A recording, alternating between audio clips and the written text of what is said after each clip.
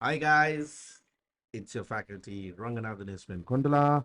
I'm back again with one more video session of Indian history personalities, which is very important for your prelims 2023.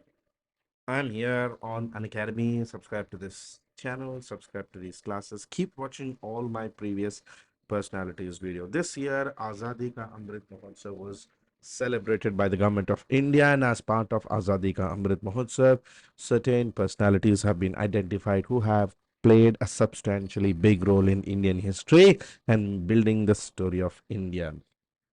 Now, one such lady who's very important for us in our history, she is Matangini Hazra. Now, the beauty of this particular part of history is I am pretty sure most of you would not have even heard about this lady, this woman, this nationalist, this hero of Indian national movement, Matangini Hazra. And today I'm going to give you a quick introduction of the background of this lady. Now, she's actually commonly, popularly known as Budi Gandhi. And Matangini Hazra was an Indian revolutionary who participated in the Indian independence movement until she was actually shot dead by Indian police, British Indian police, in front of the Tamluk police station on the 29th of September 1942. So basically, she was one of the very important victims of the Quit India movement. So you can obviously see the year is 1942, and 1942 was the peak period of Quit India movement. Now, if you remember, Quit India movement actually had a practice of establishing these alternative parallel governments. Matangini Hazra was one of the ladies of Tamluk who did this, a revolutionary in Tamluk. Now, she was affectionately, popularly known as Budi Gandhi in Bengali, which basically literally means old lady Gandhi. Okay, so she's well known for being a revolutionary, and she was born in a small village near Hogla, Tamluk region in 1869, and she was a daughter of a peasant. She, in fact, Matangini Hazra did not achieve any formal education. She was married at a very early age and became widow at the age of 18 without bearing any offspring. So she was a victim of child marriage, which obviously was a practice in the early 20th century. Now, from Tamluk region in Bengal, she became actively interested in the Indian independence movement as a Gandhian, and most notable feature of her freedom struggle was in Midnapur when she participated along with the women of Midnapur in 1930. Matangini actually took part in civil disobedience movement. She was also one of the first persons to be arrested, a female to be arrested under the for breaking the Salt Act.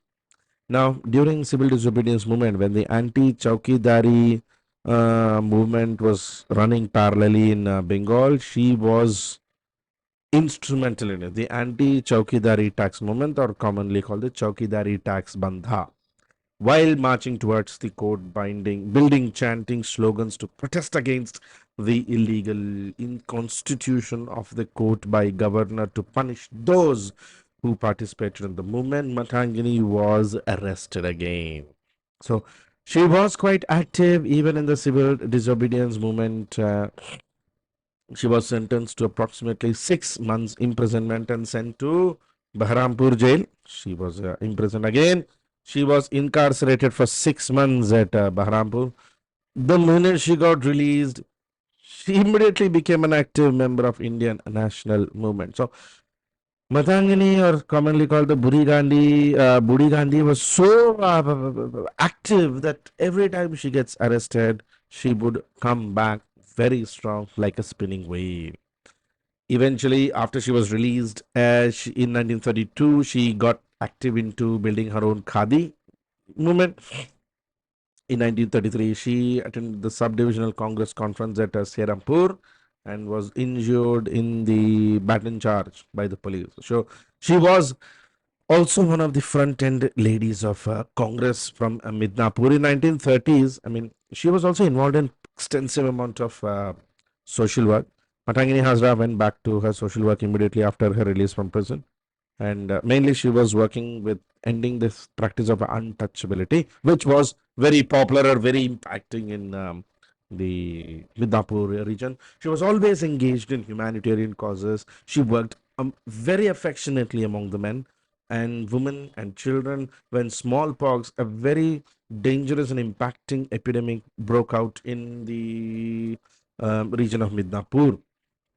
She played big role in that, and her star period was the Quit India movement. During Quit India movement, members of Congress had planned to take over various police stations of Midnapur district and other government offices. I mean, there was this parallel Sarkar movement which was going on. That is to establish a series of parallel governments, and she played a big role. I mean, this was basically the intention of establishing or attempting to establish parallel governments was to overthrow the established British administration in the district and trying to establish independent Indian state. Hazra, who at the time of Quit India movement was 72, led a procession of 6,000 supporters, mostly women volunteers of Congress, and went and took over the Tamluk police station. 72-year-old lady with about 6,000 volunteers attacked the police station. They were ordered to disband under Section 144 of the Indian Penal Code by the Crown Police. As she defied it, she still took a step forward and she was shot at once. Apparently, she steps forward and appealed to the police not to open fire at the crowd. In fact, she was not coming to attack the Tamil police station. It seems she was actually coming forward to negotiate with the police that we only want to do peaceful strike. And she was repeatedly shot. She kept on chanting Bande Mataram, Hail to the motherland. Eventually, she died with the flag of Indian National Congress held high, still flying. It's unfortunate that this important woman at the age of 72 was forgotten by the people. The Tamil government incited open rebellion by praising her martyrdom for her country. In fact, after her death, the Tamil region was taken over by the revolutionaries and they established a parallel government there. And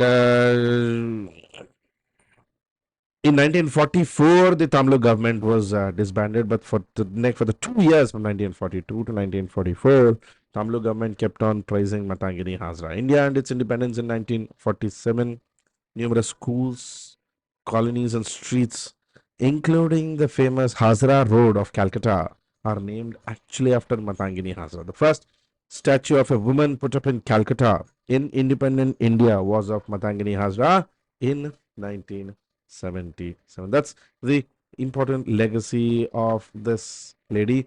In the year 2002, as part of a series of postage stamps commemorating 60 years of Quit India movement and formation of the Tamil government, the Department of Indian Posts actually released a 5 rupee postage stamp in memory of this famous Indian nationalist and revolutionary.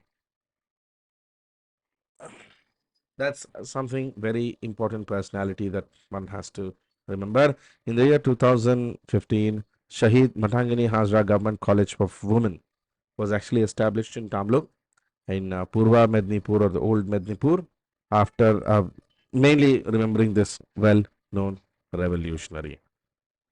That's a very good, very quick story about Matangini Hazra. Now, do remember at an academy, we are determined to bring you an edge closer to becoming an IPS or an IAS officer. And with India's best educators, complete notes, tests, quizzes, including a one-on-one membership and the daily answer writing, get all these fantastic opportunities and fantastic features with along with a 20% flat discount using the code Shrivenar SRIVENR.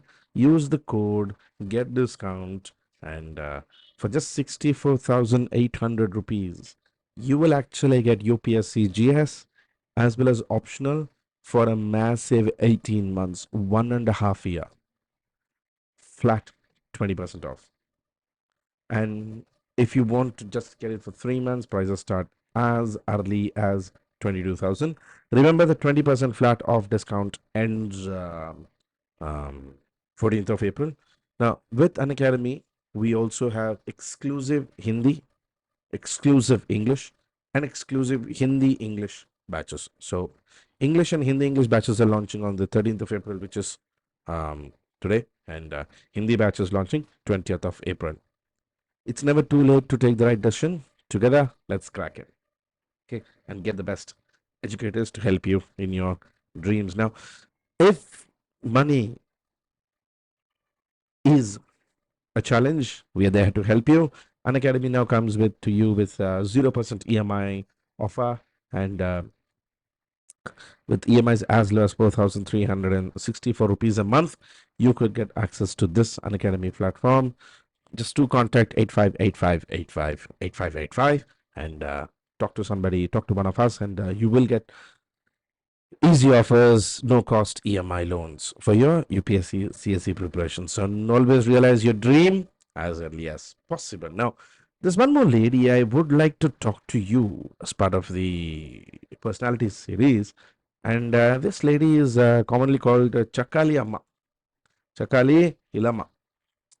Now, I know Chakali Ailama was a revolutionary. Ailama is, I mean, it depends. Some historians have called her Ilama, but actually she's Ailama.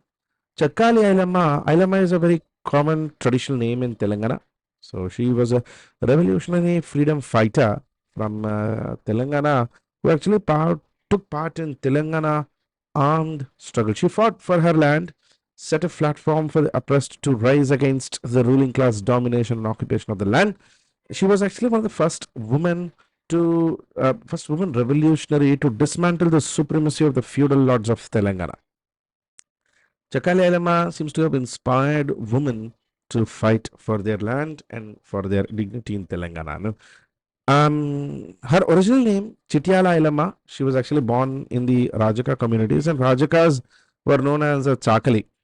Chakalis are, I could say, those associated with laundry services. I mean, this is basically Chakali. Chakali is basically more like people who wash clothes in the village. And she was a very valiant freedom fighter. She was born in 1919 in Krishnapuram village of Warangal. Her family earned the daily bread only through their occupation assigned by the caste structure. So she was Chakali. So their only job or their family profession was to serve the upper caste feudal lords of Telangana by washing their clothes. Her caste had become her surname, and in fact, that was the situation in Telangana in those days. And carrying the caste as her surname is, for her, according to Chakali Ailamma, that was a way of actually carrying her history of slavery, which always indicated a history of bravery and celebration in her tolerance of her. She thus asserted the history of violence that her community had to face by the upper caste, and so I mean, from childhood, she had that sort of aim and goal to actually give up on her caste identities and caste issues and raise for her. She was married off very early as a child to Chitiala Narsaya, person in her village, and they had 5 children. Since the couple lived in very economically backward condition, they obviously had to continue their caste occupation of washing clothes. They served the upper castes, particularly the zamindars. So, one of her first acts of defiance was against a zamindar called Ramchandra Reddy, commonly called the Vishnur Deshmukh. Deshmukh in Telangana basically meant the landlord to cultivate her land. She rose in defiance against him and became an inspiration for many during the rebellion against the feudal lords in Telangana, commonly called the Telangana Sayuda Poratam. That Ailama was determined to defy the slavery perpetuated by upper caste feudal lords, and she and her family had to go through a lot of hardships. And in fact, the story of Chakali Ailama reflects on how Telangana of the early 20th century had a monopoly of feudal landlords, and her story remains a sort of story of inspiration.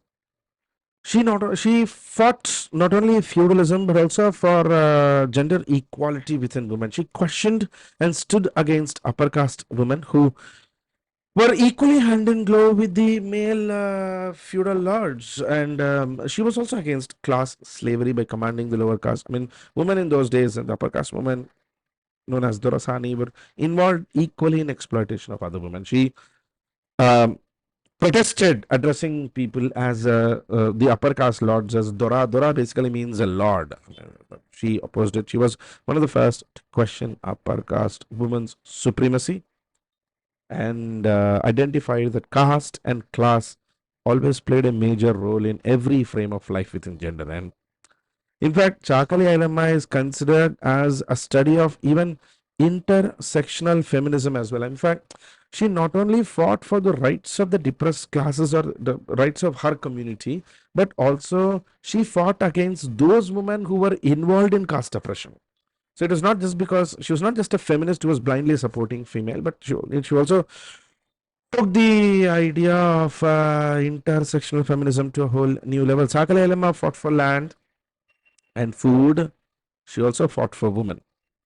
Not only did her struggle target the upper caste feudal lords, but also the ideas of masculinity that are, could say, sort of ingrained in the lords. She had been constantly challenging the toxic masculinity of the upper caste feudalism. She fought against mobs of men who sometimes tried to assault her and trying to grab land from her. So not only did she start as a her protest started as a land struggle, it eventually went into becoming her protest against masculinity. Those were the times when resources like land were completely monopolized, and literally the upper caste in Telangana sort of had the Deshmukhs had control over everything. Bloodshed, gang rape, sexual assault, and institutional harassment of the upper castes by the upper castes of the lower caste was always a common feature. And Ailama was determined to take 40 acres of land for lease from Kondal Rao, a landlord, and she started to cultivate. And this obviously came as a huge shocker to the Nizam government, which obviously was supporting the feudal landlords. The Patwari, the village revenue official, Veeramneni Sheshagiri, tried to coerce Ailama to give up her work on the land and work in his land along with his family, which obviously was a type of slavery called what we call Begari. So there was this, when she wanted to lease her own land and work, the feudal lord wanted her to give up that and work on the government's land or the landlord's land, but she refused and denied his command. Naturally, she refusing didn't go very well. Obviously, she was at loggerheads with the government, but Ailamma was also a member of Andhra Mahasabha, an organization which was closely associated with communist movement in Telangana, CPI. I mean, she was also a member of an organization, Andhra Mahasabha, and along with CPI, which actually launched the Telangana movement. She was aware of the strategy the landlords would come up with. Sakala Ailamma, when they tried to grab the land through physical attacks, she eventually uh, even gave the famous call like, "This is my land and this is my crop. Who is the Dora to take away my land? It is only possible for you when I die." So she remains one of the most important protesters, face of Telangana protesters. And Sakala Ailamma joined the Communist Party of India. Um, and when she joined, the Vishnu Deshmukh, Ramchandra Reddy even filed a false case against Sakala Ailamma and got her family, her husband, children arrested. But Ailamma was determined. She took to the court against the Deshmukh and she won the case. Um, a lot of torture was done. Her land was seized by the Deshmukh, Deshmukh being the landlord. But Ailamma, with the help of Andhra Sabha members, had somehow raised in protest. Um, the Deshmukhs wanted to deprive her economically. Patwari's servants physically attacked her and even gang raped her daughter. The Nizam government actually, instead of supporting the people, in this instance had become the oppressor. State became an oppressor. But Ailamma did not give it so easily. She, along with her CPI members, showed their anger and rage against Dora. They destroyed the Patwari's house, set his cornfields on fire. She exhibited the power of the oppressed. She did not just set the cornfield on fire, but she became a strong symbol and also a threat to Nizam government that if people revolt, then things would completely move out of control. Chakali Ailama became a symbol of anti-slavery movement in Telangana, and her struggle and idea of anti-slavery eventually paved the path for justice. She lost her husband, who was brutally attacked by Dora, but she lost too much. Eventually, she became the greatest leaders and inspiration for the eventual Telangana armed rebellion in 1947. She took up arms to dismantle the atrocities of the Nizam government. Ailama's rebellion inspired many women to stand very strongly against the Nizam government and the landlords.